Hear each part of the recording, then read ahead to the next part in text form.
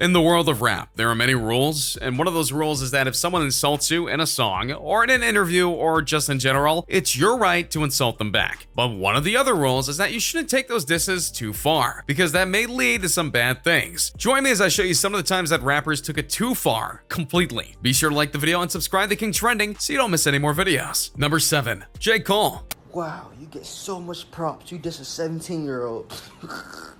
Like, Gucci gang. One of the things that is definitely dividing the rap culture right now is the veterans of the craft, trying to do their own thing while the young rappers go and try to make their mark on the industry. And that has caused friction because some of these young rappers are earning a lot of money for tracks that the veterans think are truly mumble raps. And J. Cole made that known in the song 1985 because he basically insults the entire young generation of rappers for not just the money they make, but the way they spend their money. On the surface, this may not seem like a diss too far, but he's insulting a large group of people and guessing for the most part in regards to what they do with their money. Sure, Lil Pump totally proved this point by buying a $4 million house after the song released, but not everyone does this. Some are actually very smart with their money, and that should be appreciated. Number 6. Nicki Minaj. Well, what were you feeling? I felt like I wanted to punch him in his face. Nicki Minaj may be known to some as the queen of rap, but she's also a person who has one of the most volatile personalities in the world, music and beyond. She takes things very personally, even when she really shouldn't. And tour passes, and so we're not gonna have that. Okay. And she's never ever afraid to lash out at others. A great example of this is her current beef with the other queen of rap, Cardi B. The two had been trading blows verbally for some time now as they fight for the crown, but then the two met up at a Fashion Week event and all heck broke loose. First up, Cardi B showed up in her designer dress, showed off to the press, and then left. Everything was good. Then Nicki Minaj showed up mere minutes later in her designer dress, posed for the cameras, and then walked down the red carpet. As she did, she came across Cardi B and decided to take a step on her dress and then insult her child culture. This is a party foul in two different ways. First and foremost, you never step on a woman's dress intentionally. And don't think for a moment that this was an accident, because if it was, why would she insult the kid?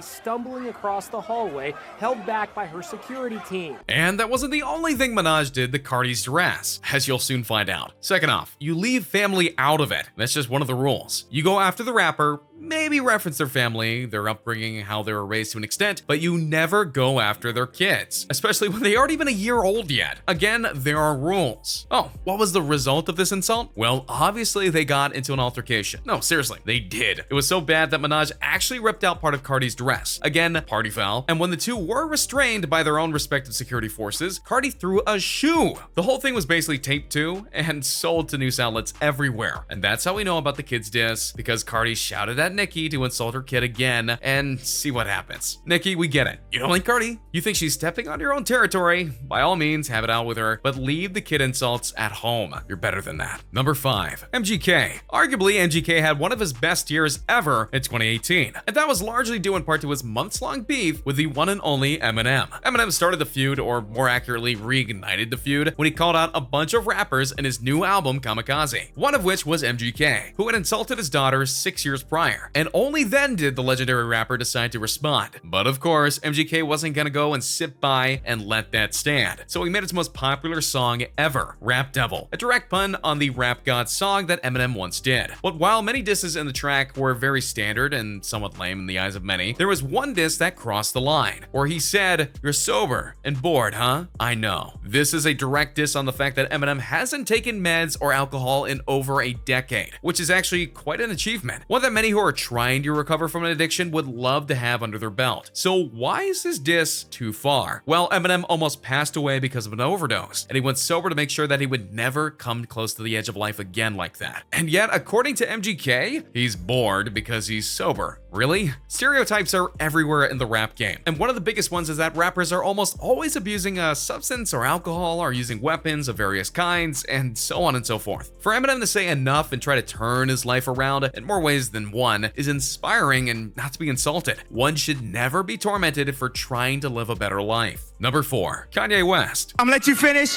but Beyonce had one of the best videos of all time. Kanye, where do you begin? No, seriously, where should I begin? Kanye is most definitely a guy who's taken disses too far, and in the worst of ways. I could have an entry dedicated solely to the time he dissed Taylor Swift at an awards ceremony by saying that Beyonce's track was better than hers, which left Swift in utter embarrassment. But that's more of an opinion for say than a diss aimed at Swift. That doesn't excuse the act, but we can do better with our disses that went too far. Let's talk about his current and now long-standing feud with Drake. The two were once best friends, and Drake openly and happily admits that he was inspired in part by Kanye, and the two have done many tracks together, which I'll get later to that. But then, out of the blue, Kanye decides that he needs to spill a secret of Drake's. Basically, he sat in saying that Drake had an illegitimate son. Do I even need to say more? Again, it ties back to the whole "you don't mess with family" rule I mentioned earlier. But this goes beyond that. Granted, Drake doesn't have a wife, he's had many girlfriends, so it's not likely that Kanye has accused him of an affair, but these matters are meant to be private. And Kanye made that impossible. Drake denies the kid's very existence for a very long time, and though he's since confirmed that the child is known as Adonis is his, it doesn't excuse what Kanye did. He truly violated that personal space of Drake in one of the worst ways possible. Suddenly, everyone was talking about whether Drake really did or didn't have a kid, or was Kanye lying, and this went on for months. And that's why these two went into a major beef, and it's still going on to this day. Learn your lesson, Kanye.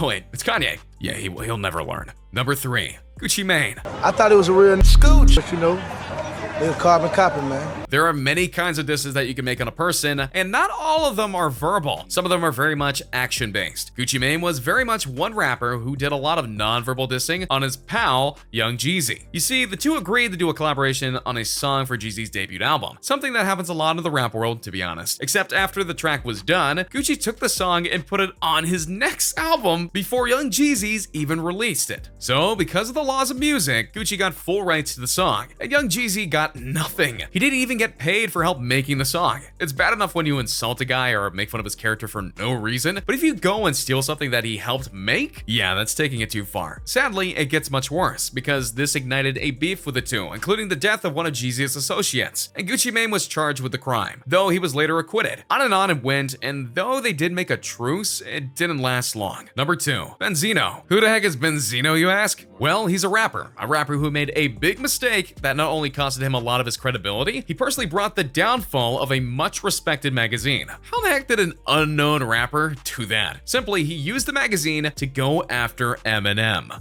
Big mistake. Let's rewind a bit. There was a magazine that's technically still around. It's called The Source, and for the rap world, this was their holy book. The magazine was unbiased and would give their honest opinions about rappers and their music, and they were very accurate in their beliefs on what would be popular and what wouldn't. Problem was that Benzino had connections in the magazine, and he used that to get them a magazine focused on dissing Eminem. The focus of it was that Eminem didn't belong in the rap world. He even went so far as to dig up tracks of him as a teenager using curse words and whatnot to try and rally the people against Eminem. Whew, I wonder how that worked out. Oh yeah, it didn't. Because the moment that Eminem found out about this, he went and launched a diss track of his own to silence the now corrupt magazine and put Benzino down for good. After this happened, The Source was caught in the act of helping Benzino, and they lost all credibility, as well as all of their investors that helped make the magazine so widespread. It's still around, but not even as close to the fame that they had before that attack they launched. And Benzino? Yeah, he's around. Number 1, Kanye again? Yep, he's back. Why? Well, because no man should have all that power to diss people, and surprise, surprise, he's dissing Drake again. Weren't we just here a few entries ago?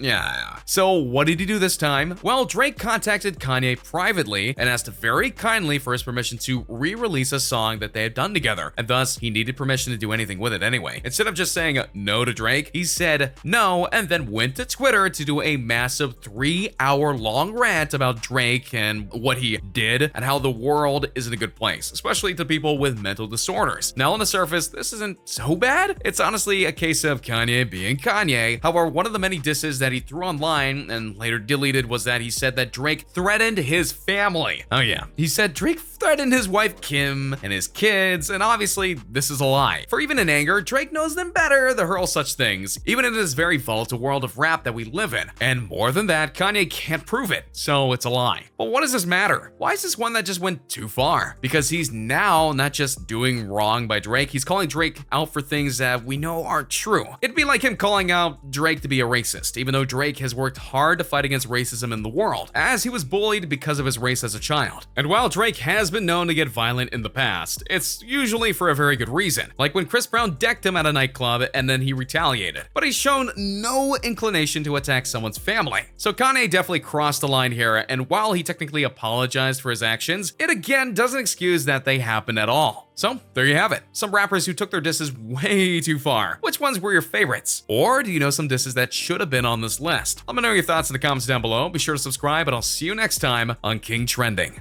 Hey, just a reminder that we're changing up the giveaways. From now on, we're offering the Galaxy Note 9, the one that comes with the exclusive Fortnite skin, the new iPhone X Max, which we'll pre-order for you, and the new Apple Watch Series 4, which we'll also pre-order for you. The winner gets to decide between these three. Make sure to subscribe, turn on notifications, drop a like, and comment the hidden message in the video for a chance to win. You got nothing to lose. Go for it.